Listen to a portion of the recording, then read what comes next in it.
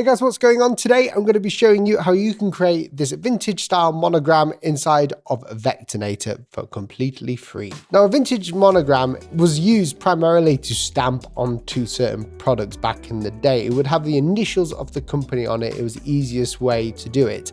Now you can see here it's got some elements of being 3D yet 2D. We've got an H and a G. This is from my mate. He's got a name with the initials H and a G, but you can use your own name. Use your own name. We're going to do it today and it's going to be super fun. The first thing we need to do is go ahead and do some drawing to ideate. So I'm going to go into Procreate, but you can do this on paper. You can do it anywhere else. But if you've got an iPad, get Procreate as well. Now I'm going to use just a really thick brush to do this. It's a lot easier. Now I'm going to use my name for the ideation part. So a W and a P. So we've got a W just here for Will, and then we can have a P for Paterson. You can see there I just created a monogram that doesn't look very good right now, but the idea being that we can ideate very quickly. All we're trying to do is use our initials and creatively add the letters together to create an all-encompassing monogram. So that's a W and a P. What about my wife, Naomi Paterson?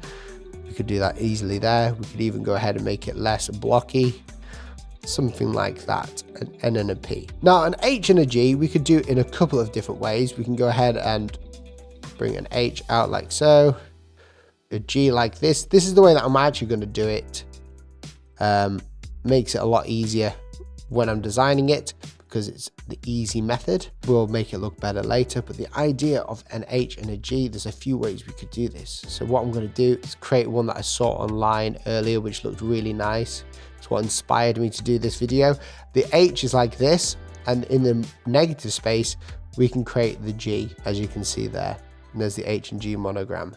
This one was really cool. I'll link it down below. So this monogram I'm going to be using today. Now what we need to do as well to make it look really in-depth like this is delete certain parts of the monogram. So to know where to delete it prior to actually creating it in Vectornator, what we can do is use the eraser tool, or you can just erase it on paper if you want, and we can start erasing certain lines. And what we're doing is we're making it look like this line is going on top of the H, and then when we come down here we want to make the G look like the H is coming on top of it, and we repeat this process all the way around to where it intersects like so, and then you have this sort of idea of what it could look like. Obviously this looks awful comparative to what we're going to create, but that is the way it's done. Once you have your idea, hop back into Vectornator and we'll get ready. The first thing we're going to do is use the lines. Now, if you're creating a monogram, it's important as well to make sure that it's quite blocky for a vintage monogram. You can use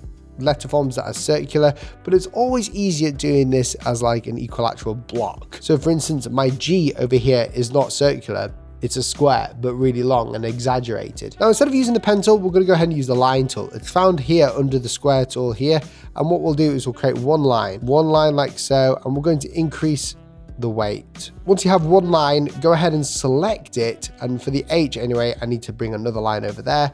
Instead of creating another one, I'm going to create an exact copy. So I'm going to press this button over here, drag it, put my finger down, which will constrain it to the exact place where I want it across the horizontal axis. And there we go, we've got the H. Then I'm going to go ahead, copy it again, and just rotate it 90 degrees, scale it down. Now we've got an H, but it's all like bubbly, it's got round caps. So go ahead, select it, go to the style, and down here we can go to the stroke options. And these stroke options will allow us to make it square. And that's the way we want it. The next thing we're going to do is create the G. This is a bit more difficult, but it's easily done. We'll go to the line tool again, and because we're doing this in a block, we're going to go ahead and make sure that everything is equal again. We're just going to sketch it out basically. Create another one. There we go. Cool. We've got our G sketched in. Now to connect these lines, which is really important, we want everything to connect well with this G. We're going to go ahead and select two lines at a time. We're going to select the top one and this one by selecting them both together. Go up to the path option, which is the middle one here, and press join paths. Now we're going to select this line, which obviously now is one. Select this line and this line, join. This line and this one, join. And then finally, join. This is now one shape, and we're going to just manipulate this, and you can do really easily in Vectornator because it's all vector now. Once you like the look of the placement, go ahead, select the G or the letter form that you've gone and created, go to path, go to style, go ahead and make it squared off. Now what I always like to do is make it a copy of my vector. So I'm going to select the H and G, press the copy button again and just move it to somewhere over there out of the way, and maybe even group them together so we don't lose it. That's just in case anything goes wrong during this next point, we can fix it pretty easily. Now what I know I want to do with this is go ahead and select the edge. I'm going to bring this down and make it a bit more square, but I'm just eyeballing it really at the moment.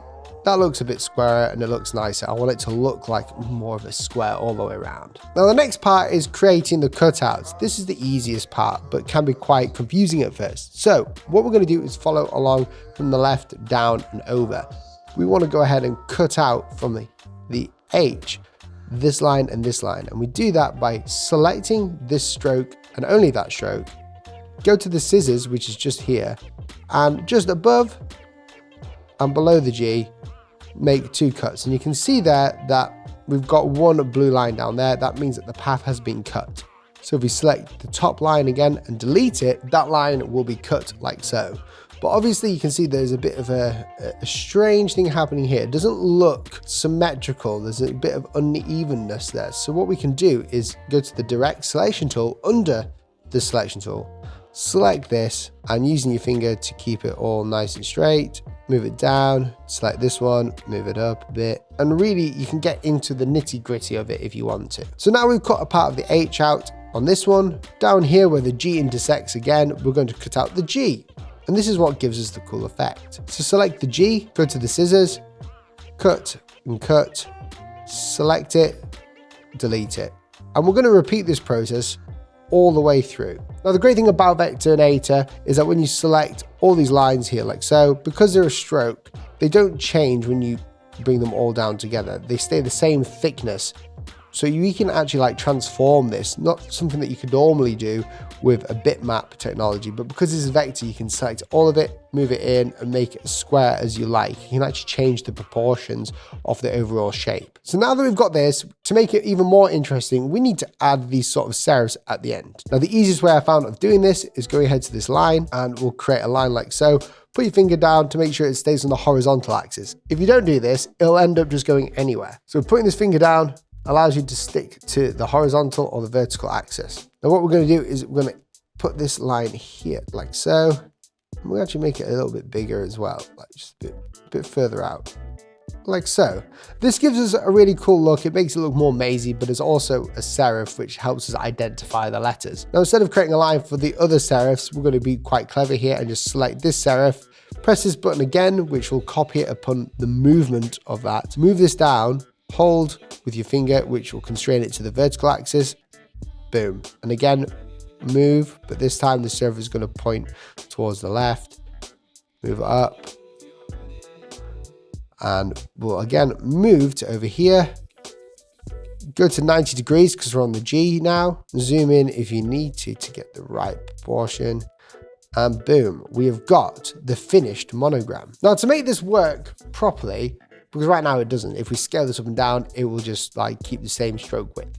We're going to go ahead and copy all of this over here, then group it and just keep it for later in case we need it. So what we're going to do to make this into real shapes and not these strokes is go into path while selecting all of the monogram and then press outline. And you'll see there that all the shapes have turned into actual shapes. So they're no longer strokes. But the problem that we have is that these are all separate shapes and we don't want that. We could group it all, but there's no point really because it's a monogram. So instead of doing that, select all the shapes and whilst in path, go to the Boolean option, press unite and that will unite all the shapes. So now when we move, everything is stuck together and all these shapes have been pushed together by themselves. Now we can scale ahead, do anything that we like. So now we have the monogram, there it is. And I hope this video helped you guys understand how monograms are made inside of Vectorinator. If you like the look of this app, well then it's great because you can go ahead and download it. Click the link down below. It's a fully fledged design app